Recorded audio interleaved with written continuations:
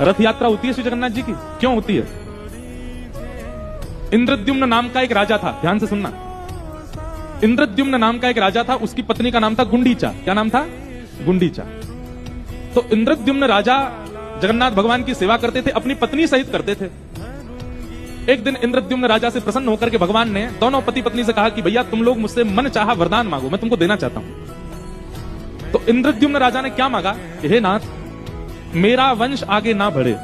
बताओ, ऐसा वरदान मांगा उसने। क्यों मांगा? क्योंकि नाथ, आपकी सेवा का अधिकार मुझे है, मेरे बाद मेरे पुत्र को, मेरे पुत्र के बाद उसके पुत्र को, उसके पुत्र को, उसके पुत्र को। कई बार देखा जाता है कि जब वंश परंपरा से अधिकार मिलता है तो कहीं ना कहीं जाकर के उस अधिकार का निर्वहन व्यक्ति भाव से नहीं करता। कोई परंपरा से अगर धनवान होता है ना, दादाजी धनवान, पिताजी धनवान, तो निश्चित है पुत्र या फिर पुत्र का पुत्र बिगड़ैल बनेगा, क्योंकि उसको इतनी संपत्ति पुश्तैनी मिली होती है कि वो बिगड़ ही जाता है। कई बार परंपरा से यदि बहुत कुछ मिलता है और सत्संग जीवन में नहीं होता, तो सत्संग ना होने की वजह से परंपरा चलते चलते चलते आगे जाके बिगड़ जाती। इंद्रद्युम्न राजा ने कहा कि नाथ, आपकी सेवा का अधिकार मुझे, मेरे बाद मेरे पुत्र को, पुत्र के बाद उसके पुत्र को, उसके बाद कहीं ऐसे चलते चलते मेरे वंश में किसी को अभिमान ना हो जाए और आपकी सेवा में कहीं कुभाव ना आ जाए, इसलिए मेरा वंश यहीं रोक दो। अब ये मांगा इंद्रद्युम्न राजा ने अपने मन में। बगल में खड़ी पत्नी क्या कह रही है? वो मांग रही है कि हे नाथ, मुझे आप जैसा एक पुत्र मिल जाए। पति तो मांग रहा है कि मेरा वंश रुक जाए, पत्नी मांग रही है मुझे संतान की प्राप्ति हो। दोनों ने मनी मन वरदान मांगा। श्री जगन्नाथ महाप्रभु आनंदित हो गए, बोले भैया तुम दोनों ने तो हमको विडंबना में डाल दिया। बोले क्या विडंबना? बोले इंद्रद्युम्न ने तो मांगा मेरा वंश यहीं रुक जाए। पत्नी देखने लगी, ऐसा कैसे वरदान मांगा तुमने? तुमने कहा वंश ही रुक जाए। और जगन्नाथ भगवान बोले गुंडीचा मां कहती है कि मुझे पुत्र की प्राप्ति हो। अब पति चाहता है बालक ना हो, पत्नी चाहती है बालक हो। ये कैसे? दोनों के वरदान विपरीत है, मैं कैसे पूर्ण करूं?